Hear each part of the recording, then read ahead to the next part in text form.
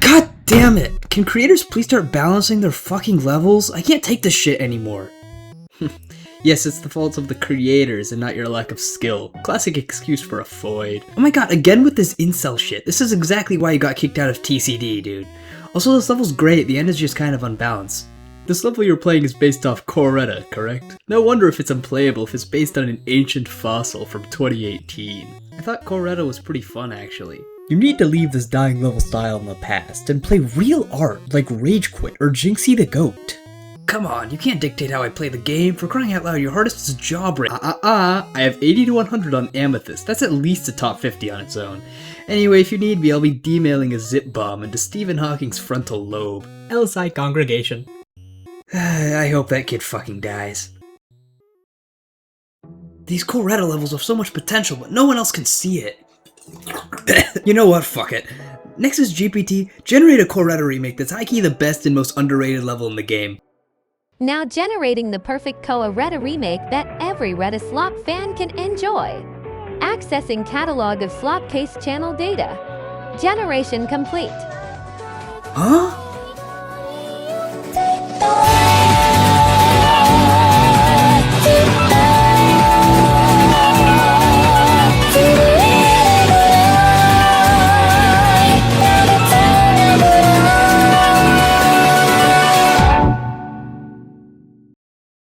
Just a heads up, this is one of those levels that absolutely destroy your bitrate. So that combined with me not really knowing how OBS works makes some parts of my completion absolutely unwatchable. Like, thank god this isn't list worthy because there's no way Point or Crate would accept this shit. So yeah, my completion is gonna be an eyesore. Poor me, I guess.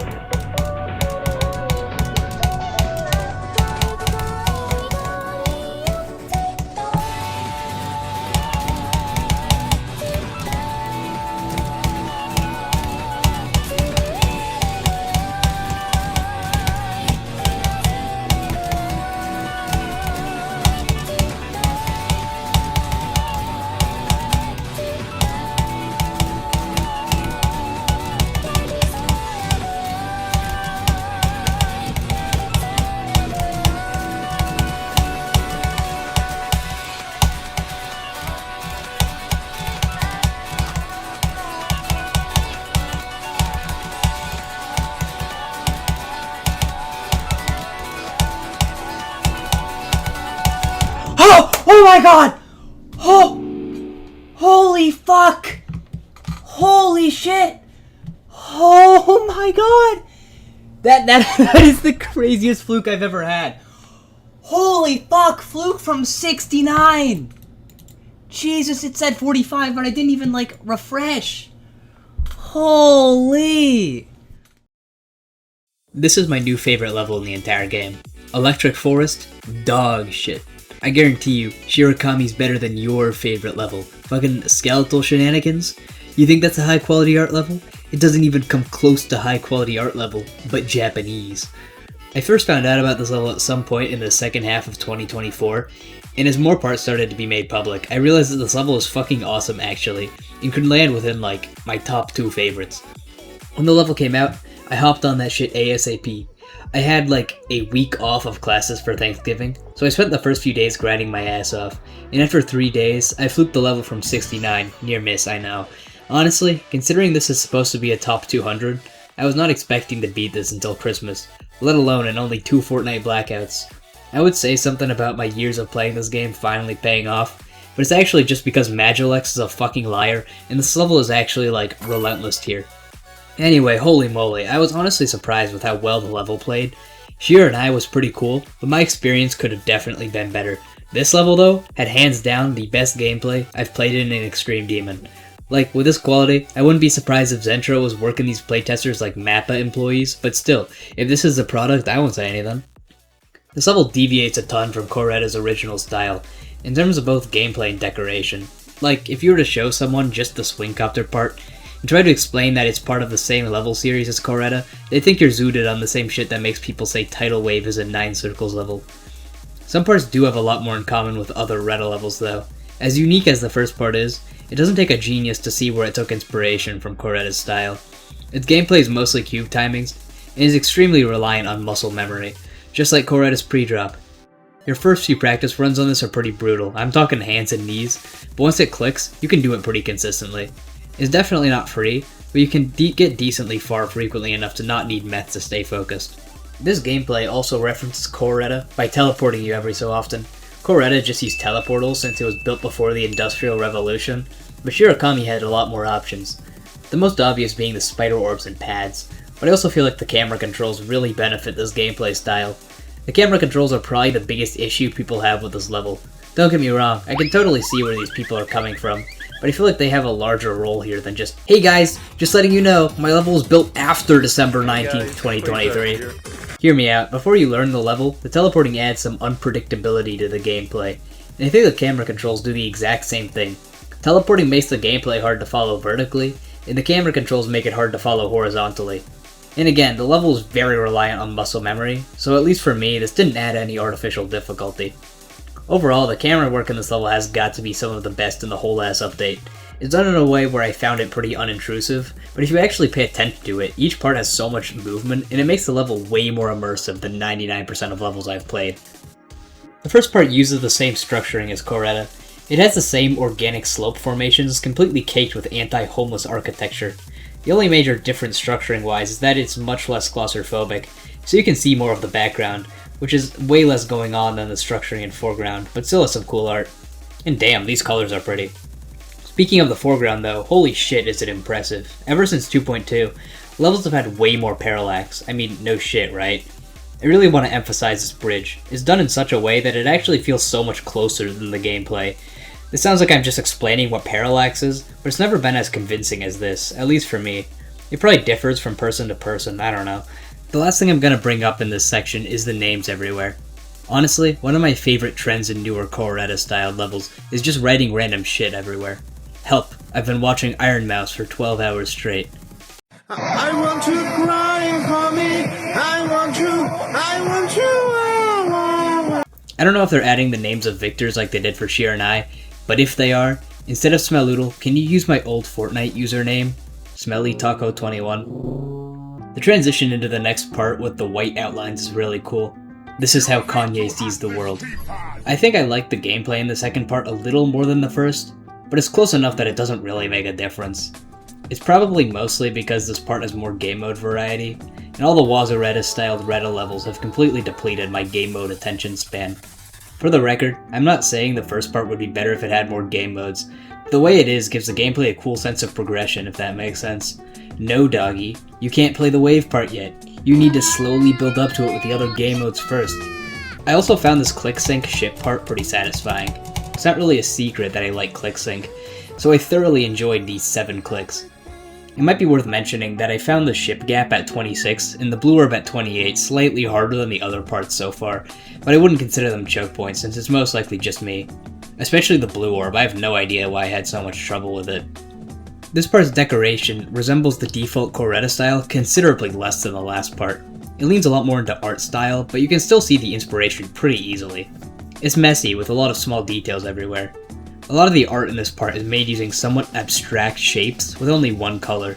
The best comparison I can think of is making crafts with construction paper. It's like South Park, but not really because this comparison is fucking stupid. I don't exactly have the words to explain how this contributes to the messy feel so effectively. I guess it's because there's a bunch of seemingly random shapes and pieces of structures thrown together, which come together to make a messy but comprehensible part. This part jumps to the exact opposite side of the color wheel as the previous part, and uses pastel colors. Each part in this level is so different and recognizable, which, ironically, isn't super common in mega collabs these days. and each part still conforms to what is a pretty specific theme. They're not just doing whatever. Last thing, this water looks really pretty. It fits with this part's somewhat cartoony style. But you cannot drink this. It will immediately corrode your entire digestive system. Zentraa confirmed it on, Secret Way. Have you ever been to Antarctica? Yeah. Do you believe in the ice wall? Yeah, I saw the ice wall. Well, Yeah, he saw it too. I can't say out straight. No way. The transition into the cave is my favorite transition into the level. It's really cartoonish and charming, without being too over the top. The whole level feels like this to an extent. It's so joyous and fun, while still feeling like a serious project. This isn't a novel thing. A ton of pretty popular levels have the same vibe, as in half the event levels.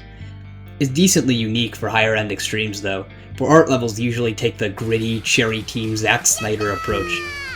I also really appreciate how well this connects the two parts with completely different vibes. It comes back to the cohesiveness of this level. Contextual transitions like this make the level feel so much more like a journey. You could easily draw a map explaining how you get from 0 to 100, and just like that, you have an entire episode of Dora the Explorer. It seems like a useless thing to point out, but it definitely benefits your experience playing the level.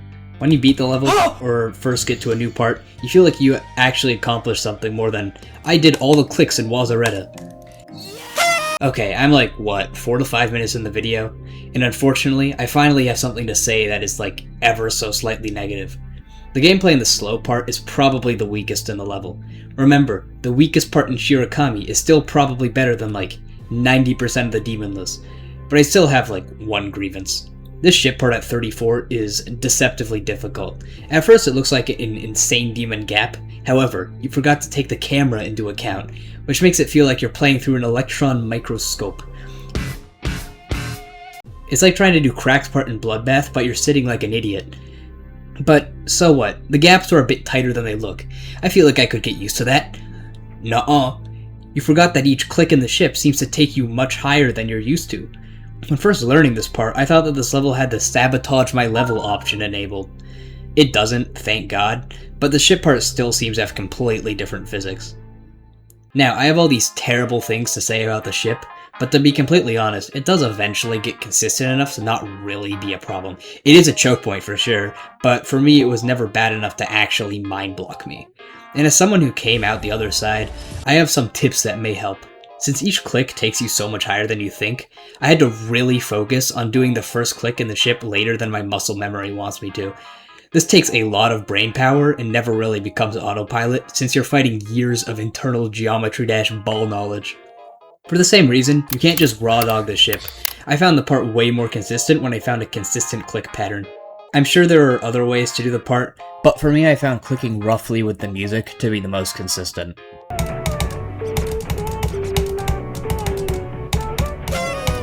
Of course this doesn't completely fix the part, it just prevents it from being entirely based on RNG. This part does have some other tricky clicks, but they're much more manageable than the ship. I had a tendency to hit this yellow orb too early, and this pink orb in the transition kept killing me until I realized it's literally just a buffer. This part is this level's equivalent to Coreta's slow dark part. On its own, it doesn't seem that faithful to Coreta, but using Shiranai as an in-between level, you can kinda see how one led to the other. The block design is essentially Shiranai recreated on Unreal Engine 5. I'm sorry, that sounds really reductive. My favorite element in this part, though, has to be the background. This is easily within my top 3 favorite backgrounds in the whole ass game. It has an incredible sense of depth. It makes the completely flat icon look pretty funny. The whole background reminds me a lot of the Safe Shallows from Subnautica.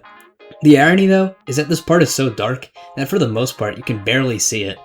It's hard to miss if you're looking for it, but when you're focused on the spiritually pedophilic ship gameplay, the darkness makes it surprisingly hard to notice. Y'all probably think I'm a dumbass, but I guarantee you there's at least one Victor that has absolutely no idea what the background looks like. I'm not suggesting increasing the brightness throughout the entire part. I love the way the part slowly wakes up as the song builds up to the drop. It adds a bit of atmosphere and makes the drop so much more climactic. I love the way the drop adapts the Coreta style. It pushes it to its limit without abandoning the style entirely. Like the first part, this level structuring perfectly emulates Gablor's original vision of placing slopes until it looks kinda cool. Coreta and his goons have always given the impression of a dense, overgrown garden, and this part especially brings that to the front and center with extremely well done art. Hey look, The parallax floor that I was jerking off to earlier in the video is back. Isn't that something? I remember when I first started playing this game, I was blown away by creators making their own custom floors instead of using one of RobTop's shitty ones. It's amazing how far we've come in floor technology. This part is occasionally broken up by these marble structures. It's just like Ascension to Heaven, I say as I slap my belly and jump with glee. These parts are really nice though. Ever since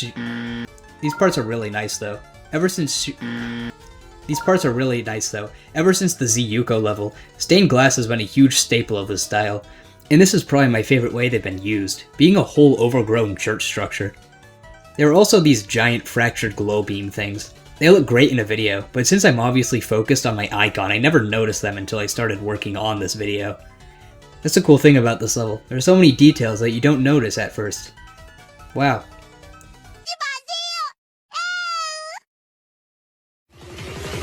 Go crazy. Halfway through the part, you time travel to Sunset, and this part is a whole different vibe. My dumbass thought it was a whole different part at first. I like the second half marginally more than the first, just because sunsets are pretty.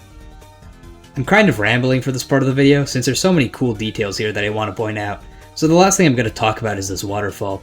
I don't know if it's just me, but I really fuck with it. It's within my top 3 choices for the thumbnail. It serves as a really good centerpiece for the dual ship where the gameplay slows way down. The gameplay in this part adapts the RETA style drop gameplay in a similar way the decoration does, having an obviously distinct style and feel to other RETA levels, while still having parts that you can soy jack at and be like, it's just like RETA! Like in this part specifically, I'm 99% sure this dual ship is this level's version of the coolest part in the entire RETA series. This is the only time where I'll say something was done better in RETA than Shirakami. There's nothing wrong with this part in Shirakami. Once you get used to how long you're supposed to hold for it each click, it becomes incredibly consistent while still feeling super badass every time. But at the same time, it will never be him. The click pattern here is really satisfying, without having any choke points big enough to mind block me. My only notes were that this teleport orb is a deceptive piece of shit. This orb is a fake, and will kill you like 30% of the time. I only realized that you don't actually have to hit the orb after a whole day of learning the level. It wasn't deep enough in my muscle memory to be a problem ever again, but I still think of this orb as kind of a loser. The only other part here that felt a little random was this tiny ship part. This is completely my fault though, because I didn't realize you're supposed to click twice in the ship part, and I was trying to hit the orb hard enough to reach the spider pad, which is a bit more inconsistent. This transition with the birds and everything is super cool. Once again, hats off to the mergers for this level. This ship part into the wave is a bit awkward at first, but these black orb timings are pretty free, so I got used to it fast. This part is broken up into 2 sections, the beginning and end being the wave parts with the floating islands, in the middle being the cube copter. I believe this part is like an evolution of the tiny swing copter in RETA. I find it kind of funny how this whole ass part stems from this jank ass duel from 2018. The timings here feel unpredictable and strict at first, but once you get used to the physics, they're not that bad. This kinda goes without saying, since only like 10 to 20 extremes even use a cube copter. I fuck with it though, the cube falls so much faster than the ball or swing, so you can get a lot more dramatic arcs. This is probably a hot take, but I actually appreciate RobTop giving the swing different physics than the classic swing copter. It prevented the 2.1 swing copter that everyone grew attached to from becoming obsolete, and in a way made the game mode really customizable. I do find it funny how this level has an entire section dedicated to the cube copter and only uses the real swing that RobTop spent 7 years on for like 2 clicks.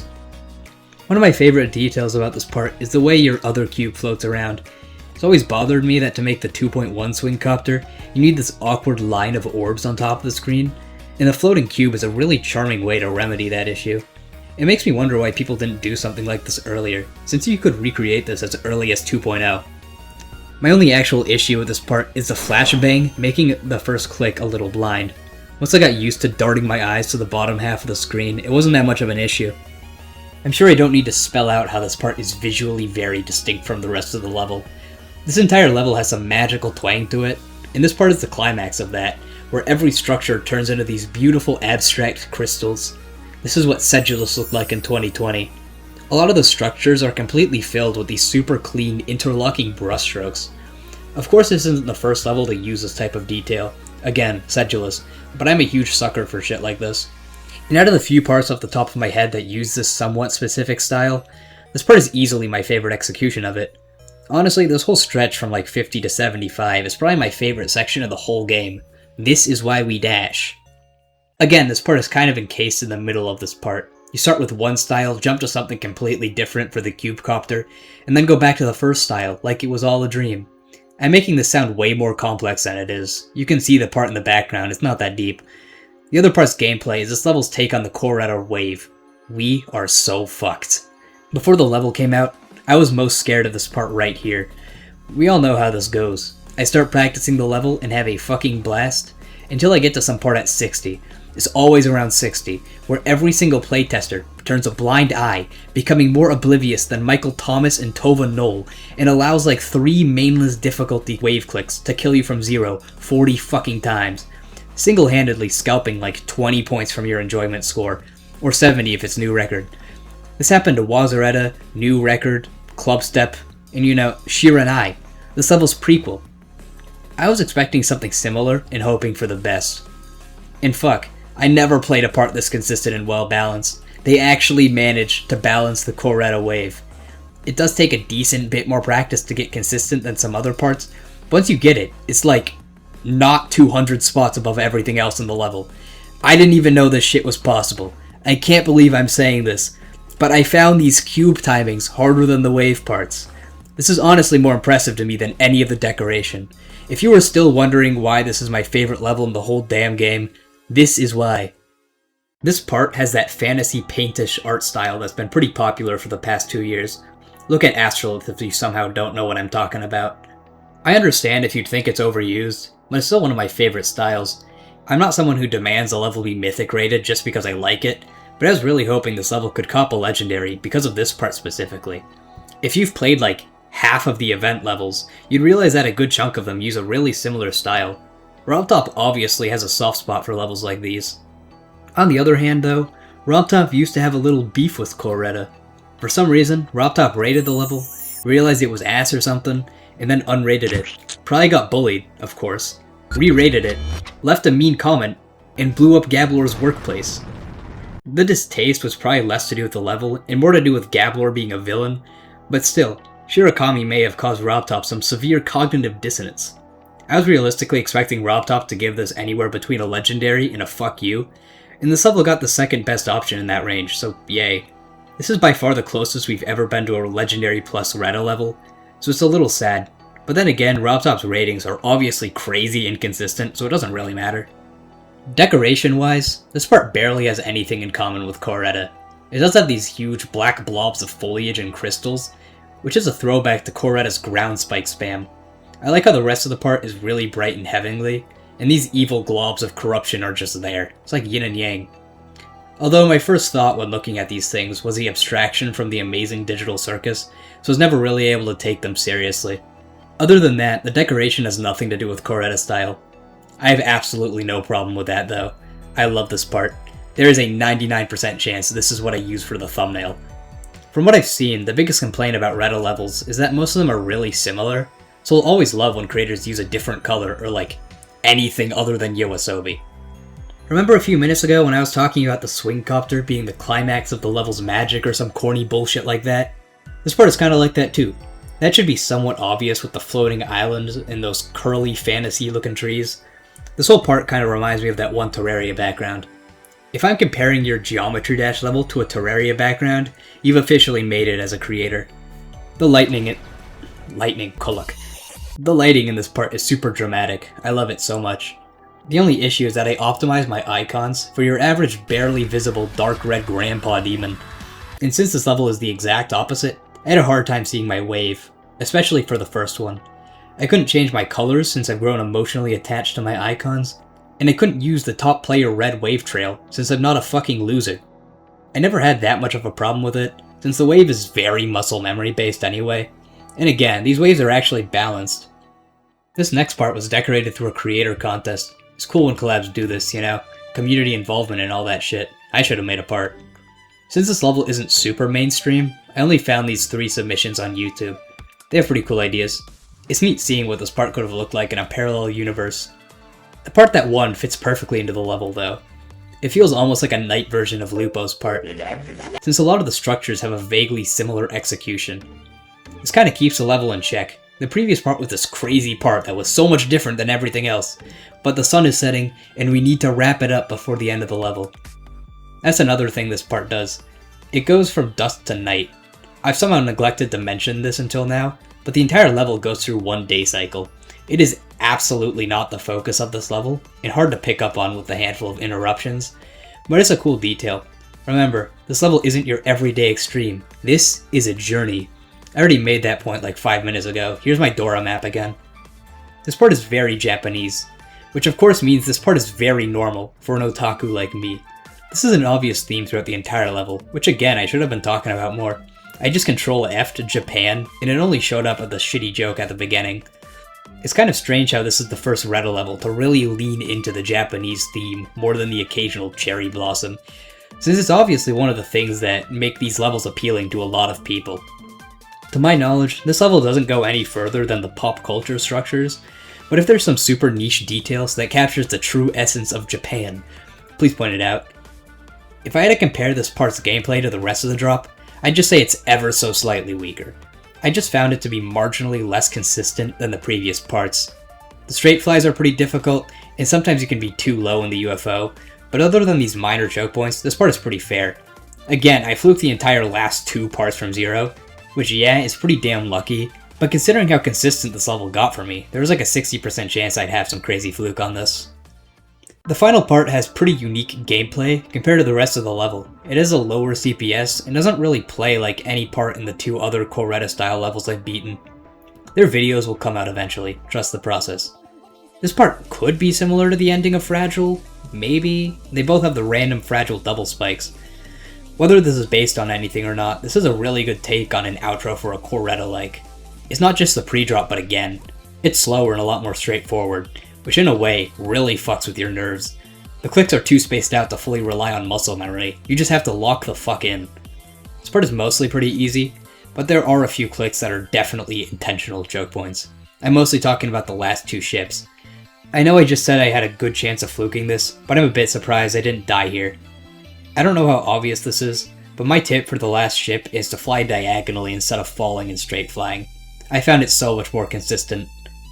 I only really have 2 minor issues with this part's gameplay. The transition into it is really sudden, and the shader makes it a bit disorienting. You do eventually learn where to look, so I didn't think it's that much of a problem, but if I died here from 0, I'd probably spend like a minute complaining about it. I also had a bit of trouble with the end of this ship. It's really hard to fly up at the right angle when the entire part is covered by the evil black glow beam. I remember when this part was first previewed, I had really mixed feelings on this part. It was a lot more monochromatic, which made a lot of details blend together and look mushy. In the final version, they added way more needed contrast to help separate everything. And now this part is damn beautiful. I especially love this bridge. This could make such a banger wallpaper. Throughout the part, the gradient in the sky is really pretty. This bridge is probably my favorite part just because the sky is the most visible here. One of the more obvious elements of this section is the water. It's really sick how much the gameplay interacts with it. This level doesn't do anything gimmicky with the water, which is definitely for the best. It would be weird to put some custom gimmicky shit at the end of a level like this. This is really nitpicky, but the only detail I'm unsure about are these stacked orbs. I don't think they're ugly, I just don't understand why they're there. They obviously don't contribute anything gameplay-wise, even though they're in the original layout. And at least to me, they look out of place from a decoration standpoint. I don't know, I could just be missing the vision. The last thing I really have to say about this level is the end screen, which is pretty cute. Hip hip hooray. Yeah, that's pretty much it. Do I recommend this level? Take a fucking guess. It somehow hasn't been placed yet as of writing the script, and if it still isn't on the AREDL, I'd say it's between Kuzu and Wazoo, which seems to be the common opinion. Kuzu RETA could be harder since I fluked the fuck out of it, I don't know. Alright, have fun playing this. See ya.